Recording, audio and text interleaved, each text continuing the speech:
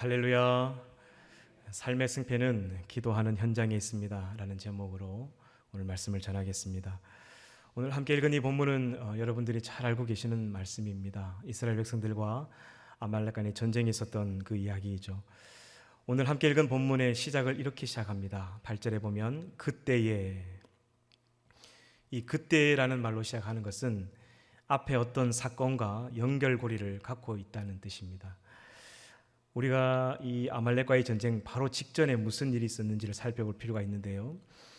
출애굽한 이스라엘 백성들이 홍해를 건너서 이제 마라를 거쳐 그리고 여기 르비딤이라는 곳에 이르게 되었습니다. 하지만 물이 없어서 다시금 또 불평하며 난리를 치다가 이제는 모세를 공격하기 시작하죠. 그래서 모세가 급히 반석을 쳐서 그들에게 물을 줍니다. 17장 3절에서 7절을 자세히 보면 이스라엘 백성들이 모세를 향하여서 불평하고 원망한 것 같지만 이 불평은 하나님의 존재에 대한 불신이었습니다. 그러니까 지금까지 여기까지 오면서의 불평을 4번을 하게 되는데 그 전까지 3번의 불평은 어떤 육체적인 갈증에 대한 불평이었습니다. 홍해를 건널 때 두려움에 대한 불평, 마라의 쓴물에서 물이 써서 불평, 고기가 먹고 싶은데 고기를 먹지 못해서 신광야에서 만나와 메추라기를 먹게 된 그 불평. 하지만 여기에서의 불평은 하나님의 존재에 대한 의심과 불평이었습니다. 하나님 어디 계신가? 하나님 정말 우리와 함께 하시는 거 맞는가? 하나님이 함께 하시는데 왜 이렇게 우리의 삶에 고난이 오는 것인가? 이스라엘 백성들이 하나님을 향한 원망이 시작되었습니다. 차원이 다른 원망이었죠. 그런데 이 원망이 있음과 동시에 오늘 이 본문이 나타나게 됩니다. 바로 강대국이었던 아말렉이 전쟁을 일으켜서 이제 이스라엘 백성들을 죽이러 오고 있었습니다. 이스라엘 백성들은 그야말로 초죽음이 된 상황이 있습니다.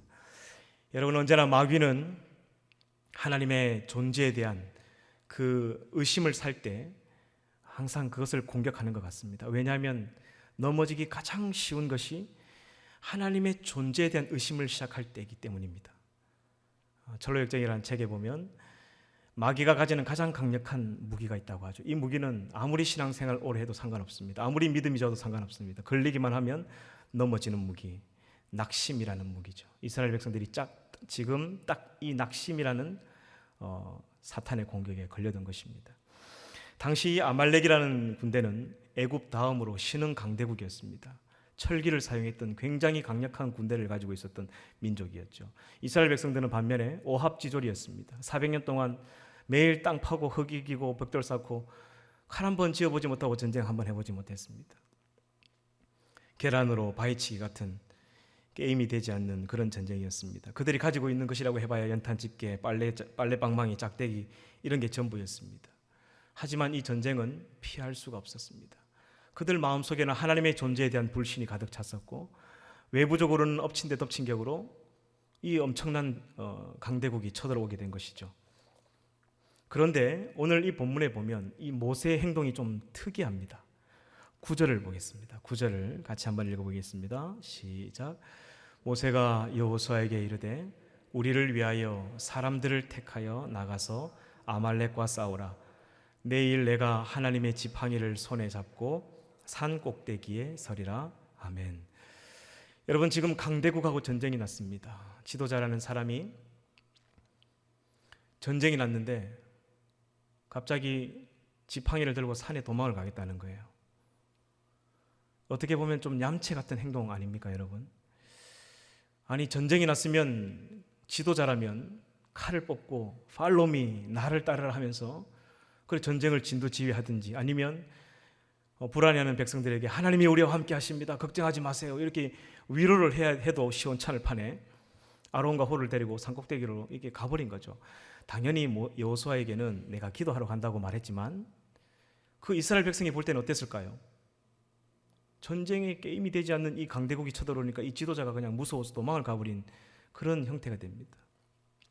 인간적인 시각으로 보면 모세는 비굴해 보이고 여호수아는 용감해 보입니다. 모세는 위기와 위험의 현장에서 몸을 싹 빼는 것 같은 그런 느낌을 줍니다. 여러분, 지도자가 이렇게 해도 되겠습니까? 하지만 오늘 본문 10절과 11절을 보면 우리가 잘 아는 장면이 나옵니다. 모세가 손을 들면 전쟁에 이기고 손을 내리면 지는 장면 말이죠. 옆에 있던 이 아론과 훌이 이 전쟁이 시작된과 동시에 이 장면을 보고 그들은 생각합니다. 이 전쟁의 승패는 이 전쟁의 현장에 있지 않구나 하는 것을 그들은 깨닫게 됩니다. 모세는 이 영적인 원리를 알고 있었던 것 같아요. 지금 이 전쟁은 이 영적인 싸움이 더 중요하다는 것을 모세는 깨닫고 그는 전쟁의 선봉장으로 나선 것이 아니라 기도의 현장으로 그는 올라갔습니다. 결국 여러분 결과가 어떻게 되었죠? 이스라엘 백성들의 승리로 끝났습니다. 진짜 현장은 삶의 현장이 아니라 기도의 현장입니다. 여러분 아멘이십니까? 기도가 실제 현장입니다. 가장 소극적이고 보이고 아무것도 안 한 것처럼 보이지만 기도야말로 실제 현장이며 기도가 현실이라고 생각합니다. 신앙생활을 하다가 직장 생활을 경험한 적이 있습니다. 교회 안에서 성령으로 충만할 때와 그리고 직장에서 세상의 영으로 충만할 때 그때는 완전히 다른 어떤 삶을 느낀 적이 있습니다. 이 세상의 영으로 충만할 때는요, 이 세상의 이 악의 3요소가 그대로 다 나타나는 것 같아요. 악하고 욕심 많고 게으르고 항상 하나님의 성령이 충만한 게 쓱 떨어지면 게으름이 같이 오는 것 같습니다. 그렇게 게을러지고 삶이 무질서해지고 그리고 이 마음속에 뭔가 욕구를 채우기 위해서 욕심이 끝없이 일어납니다. 그래서 계속해서 뭔가를 사고 뭔가를 쇼핑을 해서 이걸 채우려고 하게 되더라고요. 그런데 그 생활을 정리하고 다시 목회의 길로 왔을 때 하나님의 성령이 충만해지니까요, 부지런해지더라고요. 새벽에 일찍 일어나게 되고 하나님의 성령이 충만하니까 삶의 질서가 오기 시작했습니다. 복잡하고 너무 무질서던 제 삶이 정말 반듯해진다는 것을 느낀 적이 있습니다. 하나님의 성령으로 충만할 때에 내 삶이 이렇게 바뀌는 것을 느껴본 적이 있습니다. 그 체험을 통해서 제가 느낀 결론이 뭐냐면 우리의 모든 삶의 문제가 겉으로 보이는 삶의 현장의 문제 같지만 사실은 영적인 문제다. 이 영적인 문제의 모든 것이 해결이 되고 영적으로 충만하면 삶에도 질서가 나타나고 선을 행하게 되고 아름다운 덕을 끼치게 되는데 이 영적인 질서가 무너지고 하나님의 이 영적으로 깨어있지 않으면 삶이 무질서해지고 삶이 엉망이 되고 어떤 무언가를 얻기 위해서 끝없이 욕심을 부리게 되고 악을 행하게 되더라는 것입니다. 그래서 삶의 승패는 기도하는 현장에 있습니다. 할렐루야. 그런데 오늘 16절 말씀을 보면 또 한 번 아리송한 말씀이 나옵니다. 16절을 한번 같이 읽어보겠습니다. 시작. 이르되 여호와께서 맹세하시기를 여호와가 여러분 분명히 아말렉과 지금 전쟁이 끝났습니다. 그런데 하나님께서 이런 말씀을 하시죠. 내가 아말렉과 더불어 대대로 싸우리라. 왜 이미 전쟁이 끝났는데 하나님은 아말렉과 더불어 대대로 싸우겠다는 말씀을 하셨을까요? 저는 이 본문을 보면서 우리의 긴 구원의 여정이 암시되어 있음을 느꼈습니다. 여러분 한번 생각해 보십시오. 오늘 은혜로 충만해서 영적인 전쟁에서 승리를 했다고 합시다. 그러면 내일은요? 내일은 단 한 번도 살아보지 않은 새로운 날이 다시 시작되는 겁니다. 내일은 내일 또 다른 은혜와 하나님의 그 도움을 구해야 되는 것이죠. 오늘 내가 승리했다고 해서 내일 또 승리한다는 보장은 없습니다. 여러분 모든 노력에는 숙련이라는 게 있습니다. 어떤 일을 10년 이상 하면 거기에 장인이 되든지 숙련이 됩니다. 하지만 기도에는 숙련이 없는 것 같아요. 어제까지 천상유수로 기도하고 놀라운 환상을 보고 놀라운 능력을 다 체험했다 할지라도 내일 기도하지 않으면 그냥 초신자로 돌아가는 거예요.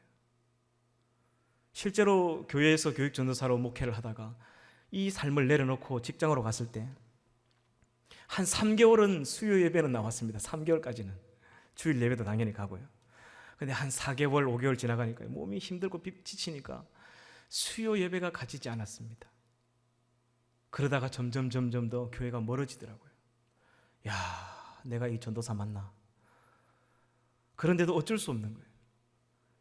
이 영적으로 다운되기 시작하니까 점점 예배와 멀어지기 시작하고 결국에 한 1년이 지나니까요. 주일 예배도 제대로 안 가고 있는 저를 보게 되었습니다. 어제까지 천상뉴스로 기도하고 영적인 체험은 다 하고 그렇게 살았지만 목회자로 살았지만 기도하지 않으니 다시 추락하는 모습을 보게 되었습니다. 그래서 기도에는 숙련이 없는 것 같습니다. 여러분, 그런데 걱정하지 마십시오. 오늘 본문에 보면 하나님께서 이런 저와 여러분들을 위해 내가 대대로 너희와 함께 싸우리라 말씀하셨습니다. 할렐루야. 날마다 이 영적인 싸움을 위해 오늘 우리는 영적인 전쟁터의 한복판에 지금 서 있습니다. 하지만 하나님이 날마다 우리와 함께 하셔서 이 전쟁에 동참해 주신다라고 우리에게 말씀하고 있는 것입니다. 언제까지 싸워야 되는가? 주님 오시는 그날까지 싸워야 됩니다. 어쩔 수 없습니다. 이 싸움은 우리가 요단강 건너가는 그 새벽까지 싸워야 되는 것입니다. 주님 앞에 서는 그날까지 날마다 승리하시는 저와 여러분이 되기를 간절히 축복합니다. 사탄은 언제나 우는 사자가 두루다니며 삼킬 자를 찾는 것처럼 어디 먹을 거리 없나 눈을 부릅뜨고 돌아다닙니다. 마치 이 르비딤에서 불평했던 이스라엘 백성들처럼 하나님의 존재를 의심하는 성도들을 찾고 있습니다. 하나님의 존재를 의심하며 불평하고 싸우는 교회들을 찾고 있습니다. 그런 교회가 눈에 딱 보이면 바로 집어삼킵니다. 불평과 불만으로 가득 찬 가정은 없는지, 날마다 싸움과 폭력과 음주가 있는 가정은 없는지, 날마다 우는 사자처럼 돌아다니다가 눈에 보이면 바로 삼켜버립니다. 그래서 우리의 삶의 현장은 기도하는 현장에 있다라는 것이죠. 삶의 승패는 기도하는 현장에 있다라는 것이죠. 넘지 못할 산 같은 절망을 만나는 성도들이 없는지, 그래서 질병 때문에, 암 때문에, 정신적인 질병 때문에 절망하고 있는 성도들, 하나님의 존재를 부인하고 있는 성도들이 보이면 그냥 여지없이 그들을 삼킵니다. 여러분, 우리가 살아가는 동안 찾아오는 고난과 어려움을 극복하고 이길 수 있는 방법은 눈에 보이지 않는 이 영적인 문제를 회복하는 데 있다고 저는 생각합니다. 모세가 올라갔던 그 기도의 자리에 올라가십시오. 하나님께서 우리와 대대로 함께 싸우실 줄 믿습니다. 삶의 승패는 기도하는 현장에 있기 때문입니다. 여러분, 중증장애인 그 송명희 시인을 알고 계십니까? 이제 이분이 연세가 많이 들었더라고요. 이제 내년이면 60세 환갑이시더라고요. 아직도 저는 젊은 아가씨인 줄 알았는데 나이가 참 많이 들었습니다. 이분의 이야기는 잘 아실 겁니다. 어릴 때 의사의 부주의로 아기 뇌를 집게로 잘못 건드려서 소뇌를 다쳤습니다. 그래서 중증 내성마비 장애를 가지게 되었습니다. 너무너무 가난한 환경 때문에, 그리고 아버지는 몸이 약하셔서 늘 술과 담배로 이렇게 병들어 있었고, 어머니는 몸이 약해서 이 송명희 시인에게 젖도 먹이지 못했던, 우유도 살 수 있는 돈이 없어서 이 쌀가루를 끓인 물만 억지로 어린 아이에게 먹이고 그렇게 키웠습니다.